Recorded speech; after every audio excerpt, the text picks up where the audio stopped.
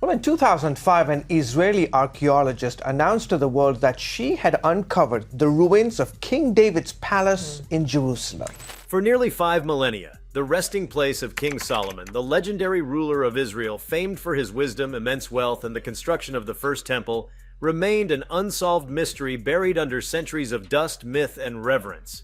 Archaeologists, historians, and theologians alike speculated endlessly about its existence, its location, and above all, the secrets that might lie within. Then, in a moment that has already been called the most significant archaeological revelation in modern history, the tomb was finally unsealed. Deep beneath layers of limestone and forgotten vaults in a secluded region near Jerusalem, researchers uncovered what is now believed to be the true tomb of King Solomon. The discovery electrified the world. Cameras captured the precise moment when ancient seals were broken, revealing chambers untouched since the dawn of recorded civilization. And what they found inside defied every expectation, challenging the boundaries between history, myth, and the supernatural. Before we start, please don't forget to like and subscribe to our channel for more updates. The chamber was vast and cloaked in shadow, its air thick with the scent of age and mineral decay. At first glance, the team expected a simple burial crypt, perhaps an empty sarcophagus or a few relics robbed centuries ago. Instead, the flicker of their lamps revealed intricate carvings spiraling along the walls, scenes of celestial beings, strange symbols, and inscriptions in an archaic script even older than classical Hebrew. Some depicted Solomon in scenes of divine communion, standing before radiant beings that seemed to hover between human and otherworldly. At the center stood a sarcophagus carved from an unfamiliar black stone, polished to a mirror sheen despite the passing millennia. Its lid was sealed, not with the typical resin or mortar, but with a metallic compound that modern tools struggled to cut through. When the seal was finally broken, the world seemed to hold its breath. Inside lay not the expected mummified remains, but a form preserved in an uncanny state, neither fully human nor decayed. Solomon's body, if it could be called that, appeared untouched by time, his features eerily serene. The beard that once symbolized wisdom was intact, the flesh faintly luminous as though some internal light still flickered beneath the skin. Tests later revealed that the preservation defied all known biological explanation. No embalming fluid, no resin, no ancient trick of mummification. It was as if the body had simply refused to yield to time. Surrounding the sarcophagus were artifacts that instantly redefined the understanding of early Israelite civilization. Golden instruments of unknown design lay beside scrolls that crumbled to dust at the faintest touch. Yet, through careful scanning, fragments were digitally preserved, revealing equations, astrological charts, and cryptic texts describing the seal of heaven. The precision of these calculations suggested a scientific sophistication far ahead of the ancient world's known capabilities. Among the relics was a circular disc about a foot wide, engraved with concentric rings of symbols. When light hit it from certain angles, the markings shimmered, almost as if alive. Scholars later noted that this disc corresponded to descriptions in lost apocryphal texts of Solomon's Ring of Dominion, a legendary artifact said to grant control over spirits and forces beyond mortal reach. The presence of that object, or something remarkably like it, sent waves of astonishment through religious and academic circles. For centuries, the Seal of Solomon had been regarded as myth, a metaphor for wisdom and authority rather than a physical device. Yet here it was, tangible and uncorroded, its metal unlike any known alloy on Earth. When tested under controlled conditions, the ring exhibited faint electromagnetic pulses, measurable but unexplained. Some suggested it might have been a form of proto-technology, an object crafted with a lost metallurgical knowledge. Others insisted it was purely symbolic, its properties misinterpreted through coincidence. But for those present in the tomb that day, there was no mistaking the feeling that the object radiated something, an energy, a vibration, a silent hum that could be felt more than heard. The deeper chambers revealed even stranger wonders. A corridor leading away from the burial chamber descended into what appeared to be a subterranean library. Stone shelves carved directly from bedrock, lined with hundreds of cylindrical containers sealed with wax and metal. Within these were thin sheets of beaten gold, inscribed with minute etchings, each line so delicate that magnification was required to discern the text. The language appeared to be a fusion of Proto-Hebrew, Phoenician, and something else entirely. An alphabet that seemed designed not just for communication, but for invocation. The words, when transliterated, formed patterns resembling harmonic frequencies rather than standard speech. It was in this chamber that the most unsettling find was uncovered. A tall, rectangular slab of crystal stood upright at the far end of the room, perfectly transparent yet refracting light into shifting bands of color. Embedded within it were geometric symbols glowing faintly, even in total darkness. The artifact emitted a steady resonance, a soft hum that vibrated through the walls. Instruments confirmed it produced frequencies inaudible to the human ear, yet capable of influencing nearby magnetic fields. Theories erupted instantly. Was this an ancient form of energy storage? A symbolic relic, or something beyond technological understanding?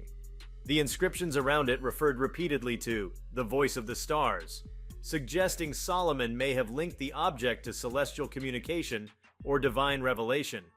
Historians had long debated whether Solomon's reputation for summoning spirits and commanding the elements was allegorical, a poetic reflection of his mastery over nature and intellect. But this discovery forced a radical reconsideration. The combination of advanced geometry, unusual metallurgy, and acoustically tuned architecture hinted that the builders of Solomon's tomb possessed knowledge lost to time. The walls themselves seemed to resonate with sound. When spoken words echoed in certain tones, harmonic overtones reverberated back, forming patterns of standing waves that could only have been intentional. Modern scientists recognize this as a form of acoustic engineering thousands of years ahead of its known invention. The architecture of the tomb defied ancient norms.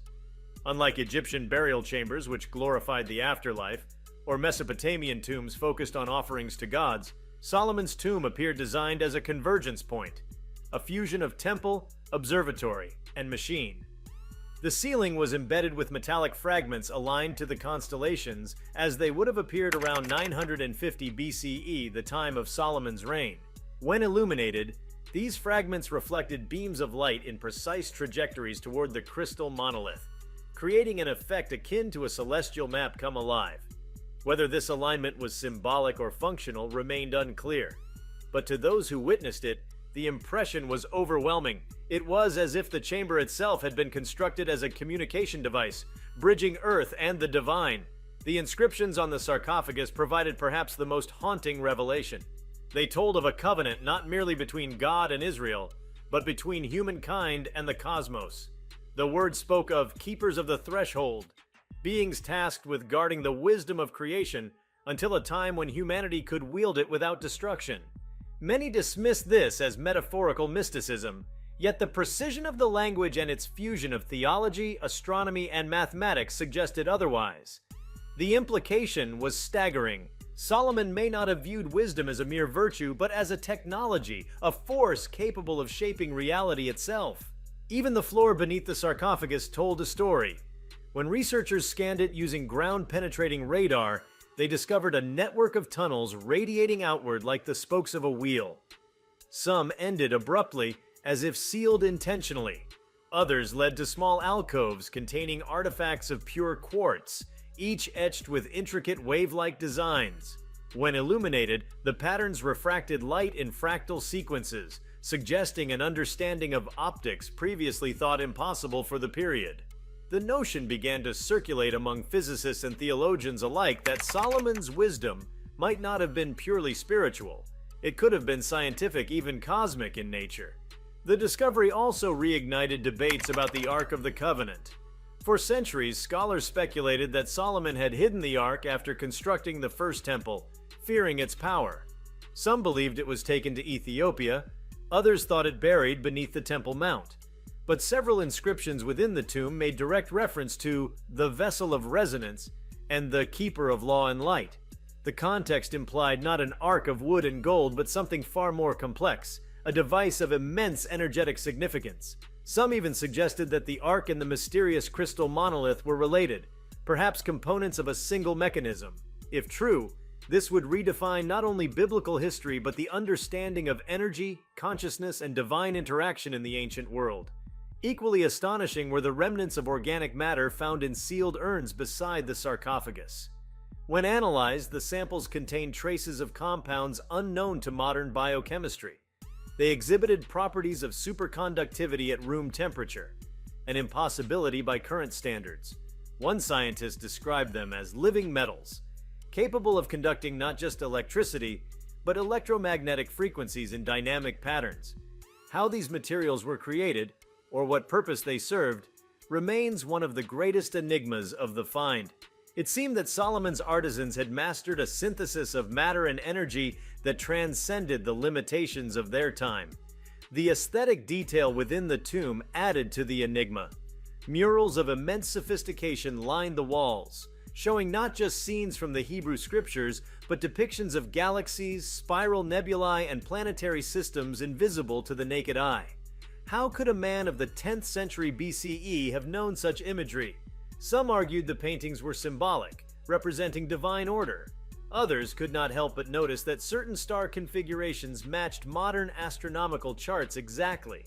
The suggestion that ancient priests might have possessed lenses or optical instruments advanced enough to map the heavens with such precision seemed outlandish, but the evidence was undeniable. Each artifact seemed to whisper that Solomon's reign had not been merely one of political power or theological insight, but of technological marvels hidden beneath layers of allegory.